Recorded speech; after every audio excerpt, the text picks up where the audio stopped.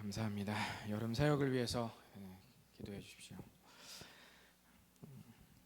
보니까 그 교회 수련회인데 또 신선마을이라고 하는 이름이 뭔가 좀 잘 어울리는 것 같아요. 그래서 마가복음 9장 34절을 보면은 길거리에서 제자들이 다투는 장면이 여러분 기록되어 있습니다. 마가복음 9장 34절을 보면은 좀 이따 넘기겠습니다. 한번 넘겨주실래요? 마가복음 9장 34절을 보시면 왜 제자들이 다퉜는가 봤더니 서로 누가 더 대단한지를 말하다가 다투게 되었다고 기록되었습니다. 우리는 저마다 누가 더 대단한가에 관심이 많습니다. 또 그런 걸 또 생각합니다. 꼭 대놓고 내가 너보다 더 낫다, 내가 너보다 더 대단하다라고 말하지는 않더라도 사실 은연중에 자기도 모르게 이런저런 영역에서 서열을 정리하죠. 이건 내가 너보다 낫고 이건 내가 더 대단하고 이런 것들을 우리도 모르게 정리하곤 합니다. 또는 우월의식이 아니더라도 내가 너보다 훨씬 우월하 이런 의식이 아니더라도 어쨌든 내가 쟤보다 더 대단해야 하는 마음이 있어야 편안한 사람들이 있습니다. 심지어 내가 누군가를 섬길 때도 그래요. 누군가를 섬길 때도 섬김을 받는 것도 마음속으로 생각해서 내가 저 사람에게 섬김을 받은 것보다 내가 섬긴 게 더 많아야 마음이 더 편안한 사람들이 있습니다. 한마디로 섬김도 내가 너보다 더 대단해야 그래야 이제 사는데 좀 불편함이 없다라는 생각하는 사람들도 있습니다. 그러고 보면 이제 저를 포함해서 모든 사람들은 끊임없이 어떤 이런 구도를 느끼는 것이 본능이 아닌가 생각합니다. 내가 너보다 대단하다, 내가 너보다 못하다, 이런 것들을 우리도 모르게 이런 구도를 끊임없이 이렇게 느끼는 것이죠. 내가 더 대단해져서 관계의 구도에서 이 상대를 이렇게 뭔가 압도하고 덮어야 속이 시원한 거죠. 요즘 애니어그램 성격 유형 검사라는 이 열풍이 전 세계적으로 불고 있지는 않지만 작고 귀여운 우리 교회에서 그 열풍이 이렇게 불고 있습니다. 벌써 여러 명이 진단을 받았습니다. 아직 못 받으신 분이 있다면 우리 전하영 전사님에게 무료로 받으시기를 바라겠습니다. 저도 예전에 진단을 받았습니다. 그런데 조금 바뀌었어요. 다 말하기는 길고 한마디로 정리하면 저에게 이 지적인 욕구가 급상승했어요. 지적 욕구가 급상승. 그러니까 제 마음속에 누구보다 내가 더 많이 알아야 한다는 욕구가 제 마음속에 과하게 생긴 겁니다. 오늘 제자들의 이야기와 견주어서 이제 저를 말해본다면 제 마음속에 내가 이 사람보다 더 많이 알아야 더 많이 아는 것으로 더 대단해야 한다라는 욕망이 저에게 있는 겁니다. 그렇기 때문에 저는 그 부분을 아주 굉장히 조심해야 하는 것이죠. 마치 사람마다 연약한 부위가 있는데 건강 검진을 받으면 그 부분이 먼저 신호가 오는 것과 같습니다. 그런 신체 부위는 어때요? 현재는 괜찮아도 더 조심해야 하는 것이죠. 이번에 건강검진을 받으니 이제 없던 담석이 생겼다는 거예요. 의사가 조심하라는 겁니다. 아직은 크기가 작으니까 조심해라. 병원에서 말하기를 6개월에서 1년 주기로 추적 관찰을 하자. 저한테 이렇게 얘기를 하는 거예요. 그렇다면 저에게 영적인 문제에 있어서 정기적으로 추적 관찰을 해야 하는 부분은 뭘까요? 저 개인적으로 적용하자면 그것은 지적으로 남들보다 더 대단해지고 싶은 욕망인 겁니다. 그게 이제 저는 추적 관찰을 해야 되는 부분입니다. 그런데 이런 욕망은 사람마다 종류만 다르고 다 있습니다. 저에게는 지적인 것으로 더 대단해야 된다라는 욕망이 있다면 어떤 사람은 돈으로 더 대단해지고 싶은 사람이 있고 어떤 사람은 실력으로 더 대단해지고 싶고 어떤 사람은 인품으로 내가 저 사람보다 더 대단해지고 싶어하는 사람이 있습니다. 여러분 오해하지 마십시오. 어떤 분야에 깊이 심취하거나 전문적이 된다거나 뭔가를 노력하는 것이 나쁘다는 의미가 아닙니다. 그것으로 더 대단해지려고 하는 게 위험하다는 걸 말하는 겁니다. 저마다 취약한 부분을 다스리지 않으면 그 욕망이 다른 사람을 덮고 심지어는 하나님도 덮어버릴 수 있습니다. 사람들의 인생에서 하나님의 사이즈가 얼마나 될까요? 비그리스도인일 때는, 우리가 예수님 믿지 않을 때는 하나님이 우리에게 아무런 영향도 주지 못하기 때문에 하나님의 사이즈는 0입니다. 왜냐하면 존재 자체를 믿지 않기 때문이죠. 그래서 하나님의 사이즈는 제로가 되는 겁니다. 과학을 연구해도 진공 상태 같은 영역이 있거든요. 진공 상태 같은, 이게 뭐냐면, 그러니까 증명하기 애매한 영역이 있다는 거예요. 이 부분은 어쩔 수 없이 이렇게 생각해야죠. 증명이 애매한 부분은 어쩔 수 없이 둘 갈래로 나뉘는데, 하나는 우연히 자연 발생했다고 믿거나, 아니면 하나님이 그 발생에 개입했다거나, 이 둘 중에 하나를 믿어야 되는 겁니다.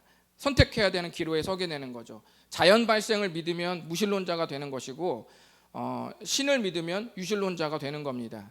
그러다가 우리가 이러한 고민 속에 살다가 어느 날 예수님을 믿게 되면은 어떻게 생각해요? 주님이 저의 전부입니다라고 고백하잖아요. 그렇죠? 주님이 저의 전부입니다. 그럼 뭐예요? 그때 그 순간만큼은 하나님의 사이즈가 100이 되는 겁니다. 100, 나를 구원해 주셨으니까. 그런데 신앙생활 하다 보면 그 수치가 또 무너지죠.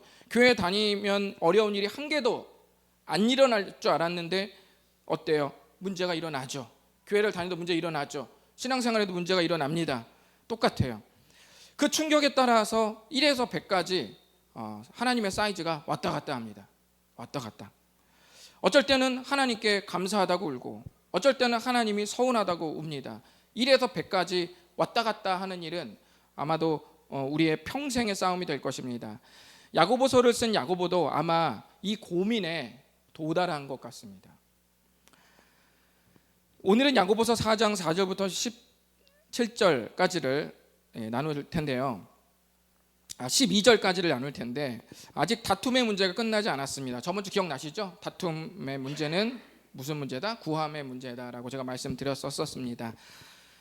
그 문제의 좀 연속적인 말인데, 야고보는 다툼의 문제를 구함의 문제로 끌어가지고 왔죠. 그래서 뭐라고 말하냐면, 다툼은 우리 안에 숨어있는 정욕이 원인이다 라고 말씀했습니다. 물론 상대가 잘못한 것을 바로잡는 것도 전제된 거예요. 그건 상관없다는 게 아니라, 주님께 그래서 잘 구해서 우리 안에 정욕의 문제가 풀어지고 녹아지면 자연스럽게 다툼의 문제도 해결될 것이라는 가르침이 저번 주에 말씀이었습니다.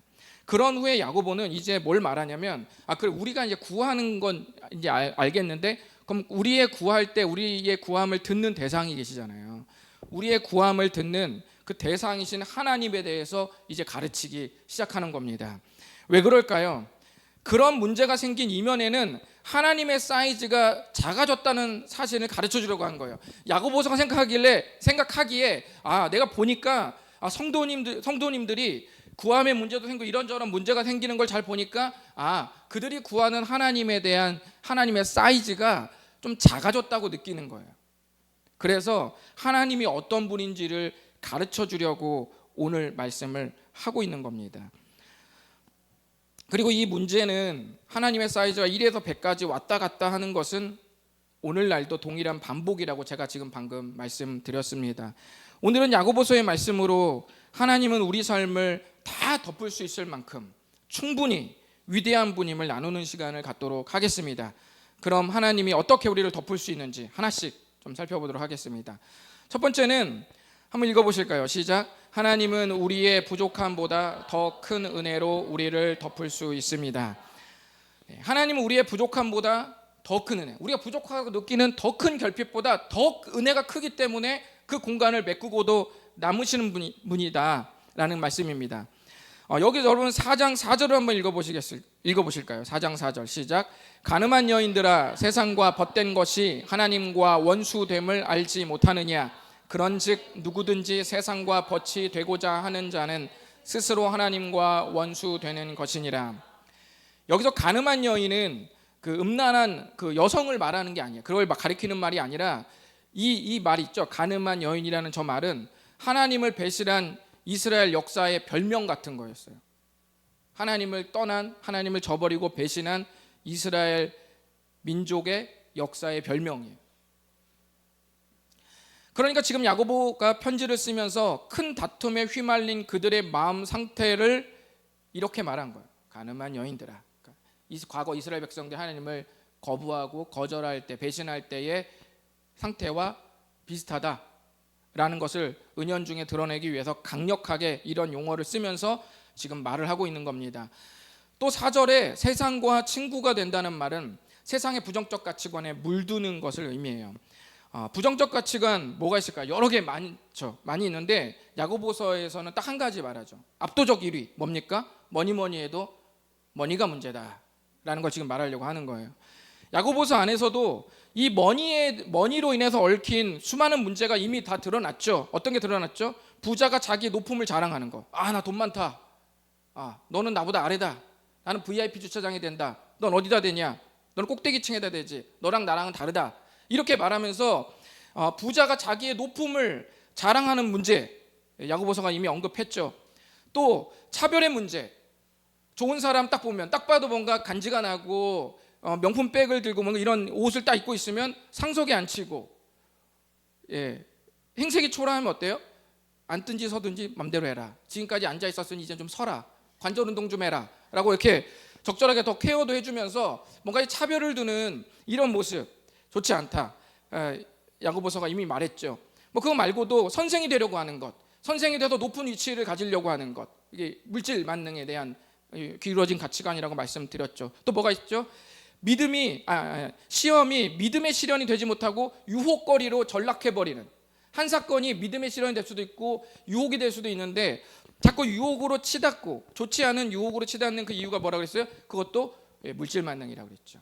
그러니까 이런 야고보는 이미 우리가 그동안 1장, 2장, 3장에 달려오는 동안 이 돈에 대한 문제를 이런저런 일로 많이 우리에게 건드렸죠. 말씀을 하고 있었습니다. 그리스도인들도 돈의 유혹에서 예외는 아닙니다. 돈은 단순히 이 돈 자체만이 아니라 돈을 딱 가지면 뭘 할 수 있어요? 많은 걸 할 수 있잖아요. 바로 그것까지 다 포함한 것입니다. 돈으로 할 수 있는 것이 엄청 많죠. 오죽하면 그 돈으로 할 수 있는 게 너무 많아서, 너무 달콤해서 예수님도 하나님과 재물을 겸하여 섬길 수 없다고 말씀하실 정도였습니다. 아무튼 이런 좋지 않은 가치관에 물드는 게 세상과 친구가 된다라는 뜻이에요. 그런데 잘 보면 세상과 친구가 되는 것과 하나님의 원수가 되는 것이 어떤 관계죠? 시소 관계임을 알 수가 있습니다. 시소 관계. 그러니까 이걸 하기 위해서 이걸 무너뜨린 게 아니라 이걸 잘하면 이걸 못하고, 이걸 잘하면 이걸 못하게 되는 거죠. 시소 관계입니다. 한쪽을 열렬하게 추구하면 상대적으로 다른 한쪽에 격차가 벌어지는데 그것을 어떻게 표현해? 원수가 된다, 이렇게 표현하는 거예요. 하나님과 원수가 되는 것은 노골적으로 하나님을 거부하다가 생기는 결과가 아닙니다. 여러분 그 명심하세요. 여러분이 하나님과 원수가 되는 것은 하나님 싫어요 막 삿대질하고 하나님께 막 욕을 하고 욕설을 퍼붓는 것으로 하나님과 원수가 되는 것이 아니라, 그러는 법은 없죠. 그리스도인 중에 하나님을 노골적으로 욕설을 퍼붓는 사람은 없습니다. 그런 건 일은 없죠. 그래서 우리가 원수가 되는 게 아니에요. 단 세상과 벗이 되는 삶에 물들어갈 때 자연스럽게 시소관계처럼 하나님과는 원수가 되어버린다라는 뜻입니다. 연인들 중에 자연스럽게 헤어지게 된 사례를 들어보면 어떻습니까? 여러분 연애 몇 번 해보셨어요? 저는 헤어진 적이 없어요. 저는 헤어져 본 적이 없습니다. 그러니까 연애를 이제 여러 번 한 사람들을 대상으로 얘기하는 거예요. 해보면 이게 자연스럽게 헤어지는 그런 경우가 있습니다. 어떻습니까? 뜨뜻미지근해지고 만남의 횟수가 뜸해지면서 뜨겁게 불타오르던 관계가 어때요? 가늘고 긴 관계가 되는 것이죠. 자기 오늘 볼까? 뭘 봐? 그냥 서로 그냥 전화로 안부 다 확인해. 그냥 쉬어. 그냥 피곤한데 그 다 너를 위한 거야. 막 이렇게 얘기하면서 일도 싫지 않고 사랑이라고 보내주고 이제 들어가서 넷플릭스 보면서 이제 그날 하루 즐기고 또 이렇게 하는 것이죠. 이렇게 연인이라는 그 가늘고 긴 이 명맥만 유지하다가 어느 순간 돌아보니까 뭐가 돼요? 남이 돼 있어. 남이 돼 있어요. 그들은 애초에 헤어질 목적으로 그렇게 꼭 한 건 아니에요. 헤어질 목적으로 이미 계획을 가늘고 길어져야겠다라고 꼭 계산한 건 아니더라도 그 연애 방식이 결국 남이 되게 하는 겁니다. 주일날 드리는 예배가 혹시 신앙의 명맥만 유지하는 가늘고 긴 그런 시간인 분들이 계신가요? 그렇다면 여러분 생각해 보십시오. 상대적으로 여러분이 눈이 번뜩이고 적극적으로 돌변하는 일들은 또 무엇인지 생각해 보십시오. 우리의 삶이 신앙을 거부하겠다는 목적이 아니어도 신앙과 어울리지 않는 삶의 방식을 계속 살면 그것은 결국 의도하지 않은 목적을 이루게 될 것입니다. 그럼 이런 우리를 이렇게 우리가 금방 유혹에 휩쓸릴 수 있는 우리를 주님이 그냥 놔두실까요? 한번 5절과 6절을 읽어보시겠습니다. 5절과 6절 시작. 너희는 하나님이 우리 속에 거하신 성령이 시기하기까지 사모한다 하신 말씀을 헛된 줄로 생각하느냐? 그러나 더욱 큰 은혜를 주시나니 그러므로 일러스되 하나님이 교만한 자를 물리치시고 겸손한 자에게 은혜를 주신다 하였느니라. 아멘. 여기서 여러분 5절을 보시면 5절은 정말 이해하기가 쉽지 않은 말씀입니다. 굉장히 많이 여러 가지 의미로 해석이 될 수 있는데 제가 한 4가지로 좀 압축을 해봤어요. 여러분은 4가지 중에 뭘 이렇게 채택하고 싶으신지 한번 보시기 바랍니다. 너희는 하나님이 우리 속에 거하게 하신 성령이 시기하기까지 사모한다라는 그 문장, 그 뜻은 크게 4가지 정도로 해석이 될 수 있는데 전통적으로는 첫 번째나 두 번째로 해석합니다. 전통적으로. 그러니까 이런 거죠. 하나님이 우리를 얼마나 사랑하냐면 우리 안에 누가 계세요? 성령님이 계시죠. 막 성령님 질투나. 쟤는 막 내가 사랑하는 저 자녀하고 늘 연합해서 같이 마음속에 거하고 있는데 나는 같이도 못 있고 이렇게 이해할 수 있다라는 것이죠. 물론 이제 삼위일체 하나님이 같은 분이죠. 그렇지만 이제 얼마나 우리가 사랑한다는 것을 이제 그 표현하려고 묘사하려고 이렇게 표현을 쓰는 거예요. 그 정도로 내가 너희들 열렬하게 사랑한다. 이게 이제 첫 번째 뜻이라면 두 번째는 이번에는 하나님이 질투하는 게 아니라 누가 질투하는 거예요? 두 번째는 성령이 질투하는 거야. 하나님이 자녀를 엄청 사랑하니까 성령이 확 삐져가지고 저는 나랑 삼위일체인데 저 하나님은 나를 사랑하지도 않고 저 맨날 죄 짓네 저 죄인만 열렬히 사랑하니 나랑 같이 있는데도 질투나 죽겠어. 이렇게 하는 게 두 번째 해석이에요. 하나님이 그만큼 우리를 사랑한다는 거예요. 그리고 세 번째부터는 좀 다른데요. 세 번째와 네 번째는 이 최신 번역입니다. 가요도 최신곡이 있잖아요. 성경 번역 해석도 최신 번역이 있는데 이 최신 건 뭐냐면 하나님이 우리 영혼을 돌아오게 하는 거 있잖아요. 그것에 있어서 주님이 질투를 느낄 만큼 하나님께서 어떤 질투냐면은 막 화를 내는 그런 질투를 말하는 게 아니라 우리가 너무 죄에 빠져 있잖아요. 너무 죄를 쳐다보고 있으니까 하나님이 죄에 대해서 너무 질투하는 거예요. 죄는 너를 망하게 하고 더 힘들게 하는데 제가 죄를 너무 사랑해. 사모하는 거예요. 그 방식을. 그래서 하나님이 죄를 질투하는 거예요. 그래서 출애굽기 20장 5절 보면은 자기 자신을 일컬어 질투하는 하나님이라고 했습니다. 그러니까 주님은 불의한 것으로 질투하시는 분이 아니라 어떻게 거룩하고 우리를 선하게 만들려는 그 의미에서 질투를 하신다는 그 뜻입니다. 그러니까 그 이미지를 써서 말씀하실 때 주님이 우리 영혼을 자기에게로 돌아오게 하는 데 있어서 그런 죄 가운데 있는 그런 모든 것을 질투를 느낄 만큼 우리를 너무 그리워하신다는 거예요. 돌아왔으면 좋겠다. 너무 그리워하시는 거예요. 그래서 네 번째는 하나님이 우리에게 주신 영은 시기하기까지라는 말을 이제 엔드로 표현하는 거예요. 엔드로. 그래서 하나님이 우리에게 주신 우리가 지각을 써서 생각하고 이성적으로 고민하고 이런 것들 있잖아요. 판단하고 결정하는 이런 모든 거 있잖아요. 1년에 이런 걸 할 수 있도록 우리에게 그런 영을 주셨는데 우리에게 주신 우리 스스로가 판단할 수 있는 그 영이 때때로 누군가를 시기하고 때때로 죄를 너무 갈망한다는 거예요. 그런 의미로 해석이 될 수 있습니다. 헷갈리시죠? 첫 번째, 세 번째, 네 번째 있는데 다 가능한데 제가 개인적으로 묵상하고 문맥과 야고보서 지금까지 제가 나눈 문맥과 연결시켜 말씀드리면 그래서 간단하게 표현하면 이렇습니다. 하나님께서 우리에게 주신 기본적인 영을 통해서 우리가 생각하고 행동하고 결정하는데 우리는 그 이성으로 좋은 것도 계획해요. 그렇죠? 그리고 헌신도 합니다. 그 이성을과 누군가를 사랑도 해요. 그런데 우리가 가진 그것으로 또 뭣도 해요? 누군가를 시기도 해요. 컨디션 안 좋으면 시기도 하고 죄도 짓고 세상의 가치관을 갈망할 수도 있는 거예요. 그러니까 좋은 것도 쓰고 나쁘게도 쓰죠. 그래서 우리 스스로는 최선을 다하지만 우리에게 주어진 자유로운 판단과 선택들이 부족하기 때문에 주님이 뭘 주신다는 거예요. 6절. 네, 6절 주님이 뭘 주신다는 겁니까? 네, 6절에 보면 더욱 큰 은혜로 우리를 덮는 거예요. 주시는 거예요. 그래서 우리가 가지는 것으로 판단과 행동이 부족하니까, 때로는 좋은 일도 하지만 때로는 나쁘게도 그게 쓰이니까 우리의 연약하고 부족한 우리의 그런 부분들을 더욱 큰 은혜로 주님이 덮어버리셔서 우리를 이겨나가게 하신다는 거예요. 그게 5절과 6절의 뜻입니다. 근데 여러분, 은혜를, 더욱 큰 은혜를 누구에게 주시죠? 겸손한 자에게 주시죠. 6절에 보면 겸손한 자에게 은혜를 주신다. 교만한 자는 하나님께서 물리치신다 그랬죠. 겸손과 교만의 차이가 뭘까요?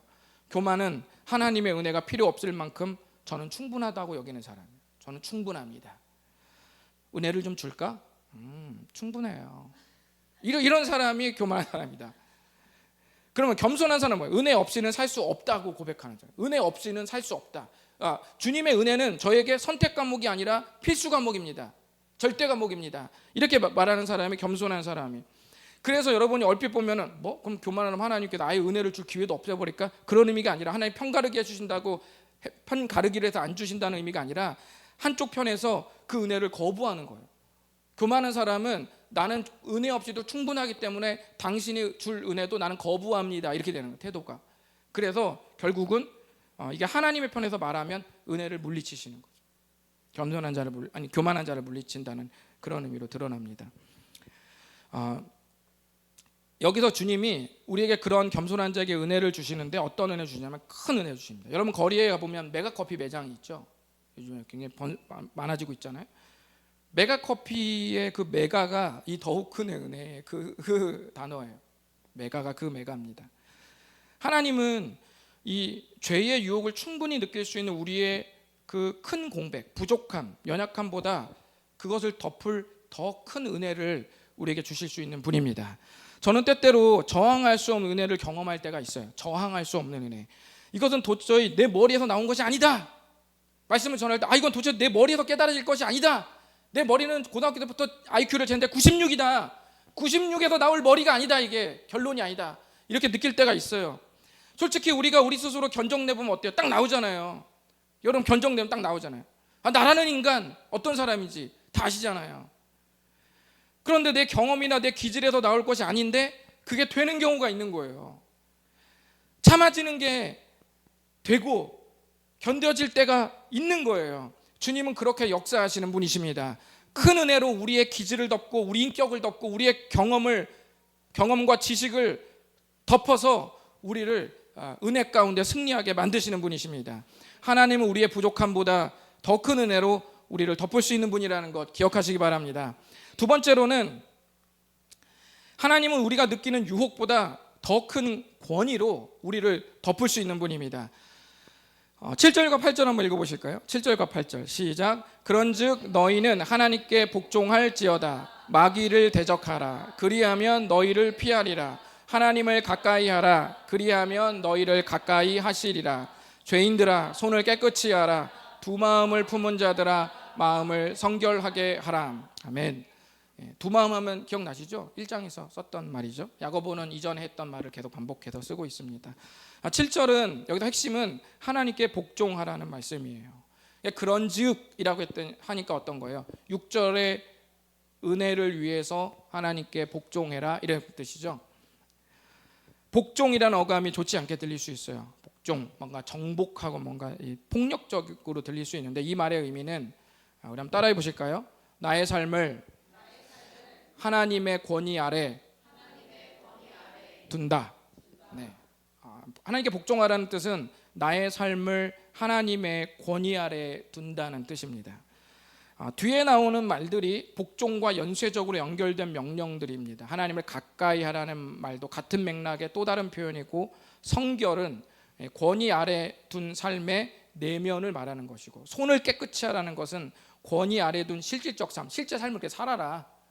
속으로 깨끗하다고 말하고 손 더럽히지 말고, 나는 착한 사람이라고 말하고 실제 행동하는 거는 손에 피를 묻히지 말고, 성결과 깨끗한 손, 내면과 삶을 그대로 가라라고 지금 같은 선상에서 똑같이 말하는 겁니다.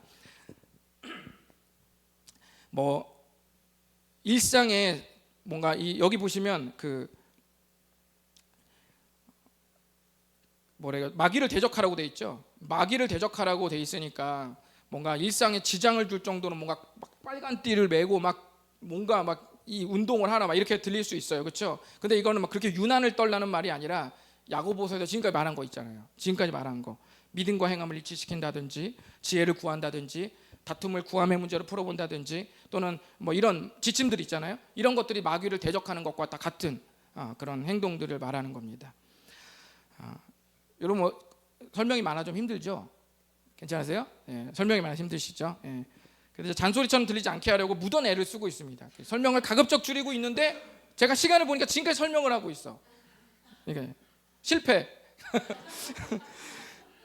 그러니까 여러분이 혹시 제가 한 설명을 좀 이해가 좀 잘 안 된다 하시는 분은 유튜브를 들어가셔가지고 조회수도 좀 올려줄 겸 해가지고 말씀을 다시 상기시키면서 좀 되새기면 좋을 것 같습니다. 여기서의 가장 큰 핵심, 이 지침의 핵심은 뭐냐면 하나님의 권위 아래 내 삶을 두는 거예요. 그게 사실 제일 중요한 핵심입니다. 요즘은 권위를 부정적으로 여기는 시대가 되어서 제가 이 권위 얘기를 하는 게 좀 조심스럽기는 해요. 권위는 근데 원래 좋은 거죠. 권위적인 게 안 좋은 거죠. 제가 말씀드리는 것은 하나님께서 권위적인 분이다라는 걸 말하는 게 아니라 하나님의 다스리시는 권위가 우리를 살리는 권위라는 걸 말씀드리는 거예요. 여러분 고대의 이 왕 있죠? 고대의 왕이 한 명을 위해 목숨을 버리는 경우는 없습니다. 그런 경우는 없어요. 백성이 왕을 위해 목숨을 버리지 왕이 백성을 위해 목숨을 버리는 경우는 없습니다. 그런데 예수님은 분명히 마가복음 1장에서도 말씀하셨다시피 하나님의 나라가 오고 있다. 그리고 자신이 그 하나님 나라의 왕이라는 것을 말씀하셨음에도 불구하고 그분은 왕으로서 우리의 죄를 위해 자기 목숨을 버리신 분이에요. 주님은 군림하고 착취하는 왕이 아니라 우리를 위해 자기 목숨을 기꺼이 내어주는 겸손한 왕이시고 사랑의 왕이십니다. 그분이 권위라고 말할 때는 그 사랑과 겸손과 희생에서 권위가 흘러나오는 거예요. 그런 권위예요. 그래서 거기서 나온 거기 때문에 우리를 살리는 겁니다. 좋은 권위는 우리 삶을 더 안전하게 해줍니다. 우리를 활력 있고 더 기쁘게 해줘요. 여러분 경찰에게 권위가 있는 게 좋은 겁니까? 나쁜 겁니까? 좋은 거죠. 경찰에게 권위가 있는 건 좋은 거예요. 경찰의 권위는 범죄의 유혹보다 더 커야 됩니다. 그게 선진 국가예요. 예를 들면 이런 거예요. 여러분 1억을 훔치면 이제 형량을 정하는 거예요. 형량을 정하는데 얼마 정하냐면 하루를 정했어. 하루. 1억을 훔치면 형량이 하루야. 그럼 여러분은 어떤 마음이 생겨요? 그러면 한 10억 훔치고 10일만 고생하다가 제대로 한번 동남아시아로 떠가지고 한번 내 남은 이 그냥 하프타임 그냥 확 그냥 한번 불사질라 뭐 아까 이렇게 할 거 아니에요. 이런 마음이 들잖아요. 그래서 이 형량과 이 범죄의 유혹은 균형이 맞아야 돼요. 밸런스가 맞아야 돼요. 너무 큰 죄인데 형량이 너무 작으면 사람이 유혹을 느껴요. 그래서 선진국가일수록 그 밸런스가 더 잘 맞는 겁니다. 하나님의 권위가 우리 삶에서 떨어지면 죄의 유혹이 어김없이 올라옵니다. 그래서 우리가 때때로 계속적으로 하나님의 말씀 앞에서 우리를 살펴야 하는 이유가 거기에 있는 거예요. 권위를 확인하는 거예요. 그래서 야고보도 곧바로 권위의 문제를 말한 뒤에 9절, 10절에서 그 권위를 회복하기 위해서 다음과 같이 권면을 했습니다. 9절과 10절 한번 읽어보시겠습니다. 시작. 슬퍼하며 애통하며 울지어다. 너희 웃음을 애통으로 너희 즐거움을 근심으로 바꿀지어다.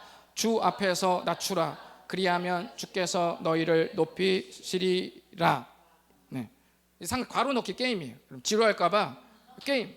뭐가 빠졌을까요? 라 정답이에요. 네. 자 이렇게 해서 다시 한번 또 말씀을 계속 이어나가도록 하겠습니다. 자 9절에서 야고보는 회개의 마음을 가지라고 강력히 요청하는 거예요. 회개하라는 말씀을 잘 보면 어떻게 표현해요? 웃음을 슬픔, 애통으로, 즐거움을 근심으로 바꿔라 이렇게 말합니다. 주님께서 무슨 쾌락, 고통을 즐기시는 걸까요? 그런 게 아니라 주님은 회개를 요청하면서 반대로 웃음을 애통, 즐거움을 근심으로 바꿔라 했어요. 이것은 여러분 이런 거예요. 세상이 주는 일회적 기쁨에 그리스도인이 안 기뻐해야 되잖아요. 근데 너무 좋은 거야 그게. 그리고 말씀이 주는 그 쓴 권면이 나에게 양약이라고 내가 믿어줘야 되는데 말씀에 쓴 권면이 딱 떨어지면 오히려 근심이 돼. 그럼 반대잖아요. 그러니까 주님이 반대를 다시 반대로 하라 이렇게 하는 거예요. 반대를 반대로 하라 그 뜻입니다. 이게 정상은 아니니까. 근데 정상이 아닌 삶에 기뻐하고 정상적인 말씀 앞에 오히려 근심하는 이런 모순, 제가 방금 말한 이런 반대로 된 모순을 다시 바로잡는 시간이 회개다라고 말씀하고 있는 겁니다. 최근 우리나라도 마약 인구가 늘고 있어서 마약 청정국이 이제 아닙니다. 보니까 2021년 기준 우리나라 마약 인구가 54만 명이랍니다. 근데 사실 2021년 이후부터 더 급상승하고 있거든요. 그러니까 이미 2년 전에 54만 명이, 우리 지금 한 5천만 명 되잖아요, 그죠? 그러니까 이미 100명 중에 한 명은 완전히 그냥 꾼이에요, 꾼. 가방에 주사기 있는지 다 확인해야 되는 거예요. 알약인가요? 저 잘 몰라요. 마약 안 해봐가지고 여러분. 그러니까 이게 단순히 저는 근데 이게 마약의 문제라는 생각을 하지 않아요. 마약의 문제는 꼭 마약의 문제만은 아니다. 왜 그러냐면 그 마약을 찾을 수밖에 없는 그 시대의 아픔과 그 시대의 거짓이 혼합되어 있다고 저는 생각을 합니다. 우리 안에 영적인 마약이 사람마다 있을 수 있습니다. 예수님을 믿으면서도 그것보다 더 다른 것에 달콤하고 기뻐하는 삶의 방식은 회개의 자리에서 하나님의 권위 아래 내 삶을 둘 때 또 내 삶을 다시 갖다 놓는 것으로 회복된다는 사실을 여러분 잊지 마시기 바랍니다. 마지막 세 번째는 하나님은 우리의 생각보다 더 정확한 평가로 우리를 덮을 수 있는 분이라는 거죠. 세 번째 바로 이것입니다. 11절과 12절 한번 읽어보실까요? 시작. 형제들아 서로 비방하지 말라. 형제를 비방하는 자나 형제를 판단하는 자는 곧 율법을 비방하고 율법을 판단하는 것이라. 네가 만일 율법을 판단하면 율법의 준행자가 아니요 재판관이로다. 입법자와 재판관은 오직 한 분이시니 능히 구원하기도 하시며 멸하기도 하시느니라. 너는 누구이기에 이웃을 판단하느냐. 아멘. 하나님은 서로 형제를 비방하거나 판단하지 말라고 말했습니다. 비방한다는 것은 헐뜯다, 비판하다, 나쁘게 말한다 이런 뜻이에요. 다른 이를 향해서 그렇게 판단하고 나쁘게 말하는 사람은 하나님이 하실 일을 빼앗는 사람이다라는 뜻입니다. 하나님의 역할을 대신 취하는 사람이다라는 말입니다. 11절과 12절을 보면은 세 부류가 나옵니다. 세 대상이 나오는데 준행자, 입법자, 재판관 이 세 부류가 나옵니다. 준행자 누굽니까? 말씀을 지켜나가는 사람. 재판관, 입법자 누굽니까? 말씀을 기준으로 무엇이 옳은지를 정하는 거예요. 그러니까 정하는 거예요. 그러니까 이 법을 올린다, 세운다 뜻이에요. 그래서 뭐가 옳은지를 딱 정하는 거죠. 그리고 마지막 재판관은 뭡니까? 말씀을 기준으로 판단하는 분이에요. 여러분, 준행자 누굽니까? 우리죠. 재판관과 입법자 누굽니까? 하나님이시죠. 그런데 누군가를 비방하거나 판단하는 사람은 입법자와 재판관의 자리까지 올라온 사람이다라는 뜻이에요. 매우 무서운 말씀이죠. 야고보서의 말씀은 일전에 우리의 신앙의 어떤 가치가 매우 중요한지를 이미 야고보서는 말씀한 적이 있습니다. 야고보서 2장 8절 보면은 뭐라고 해요? 슬쩍 내 몸과 같이 다른 이를 사랑하는 것이 최고의 계명이다. 그것이 최고다라고 말한 적이 있습니다. 누군가를 비방하거나 판단할 때는 2장 8절을 상상할 수 없습니다. 절대로 2장 8절을 상상할 수 없습니다. 누군가를 비방하거나 판단할 때 이 말씀은 적용이 안 되는 것이죠. 우리가 물론 누군가에 대해서 어느 정도 평가할 수 있죠. 그리고 이게 사랑하거나 잘 되기 위해서 평가할 수 있습니다. 아예 평가를 전면 폐지하라는 의미가 아니에요. 중요한 거 여기서 말하는 평가는 마침표를 찍는 겁니다. 단정 짓는 거예요. 우리가 누군가를 정확히 평가하려면, 평가를 잘하려면 뭐가 필요하죠? 데이터가 필요하죠. 많이 가지고 오면 가지고 올수록 그 평가는 정확해지는 것이죠. 그런데 우리가 어떤 사람을 평가한다고 그럴 때 이 사람 속에 있는 고민, 이 사람 속에 있는 생각, 그리고 이 사람의 앞으로의 결단, 이 모든 걸 우리는 모르잖아요. 중요한 건 한 말과 드러난 행동 외에는 없는 거예요. 그리고 앞으로 살 날에 이 사람이 어떻게 할지도 우리는 알 수 없어요. 그러니까 우리가 이 모을 수 있는 데이터는 뭐만 있냐면 과거밖에 없어요. 과거를 가지고 우리가 현재와 미래를 평가하게 되는 것인데, 물론 그것도 나름 의미가 있지만 제가 말씀드리는 핵심은 정확할 수는 없다는 거예요. 데이터를 다 모으지 못하기 때문에. 누군가를 여러분이 누군가 평가하려면 바로 이렇게 정확해야 되죠. 그런데 여기 누가복음 15장 4절에 보시면 주님이 이런 말씀을 하세요. 100마리 중에 한 마리 잃으면 9마리를 들에 점수 두고 그 잃은 것을 찾아다니는데 어느 때까지요? 찾아내기까지 한다. 그러니까 주님이 생명과 영혼, 우리를 위한 일에는 뭐가 없는 거예요? 마침표가 없는 거예요. 주님이 우리를 위해서 뭔가를 애를 쓰실 때, 야, 너 말이야, 내가 3개월 내가 딱 너를 위해서 신경을 썼는데 그때까지 네가 똑바로 안 하면은 3개월 이후부터는 국물도 없다. 이렇게 하지 않으신다는 거예요. 주님이 우리를 위해서 신경 쓰고 사랑할 때는 유효 기간이 언제다? 영원히 끝까지 포기하지 않고 간다는 거예요. 그래서 누군가를 포기하지 않는 것은 하나님의 마음에 닿은 결단입니다. 모든 과거 그리고 현재 미래 데이터를 총체적으로 보시고 평가하시는 분은 오직 하나님 아버지 한 분뿐이다. 기억하십시오.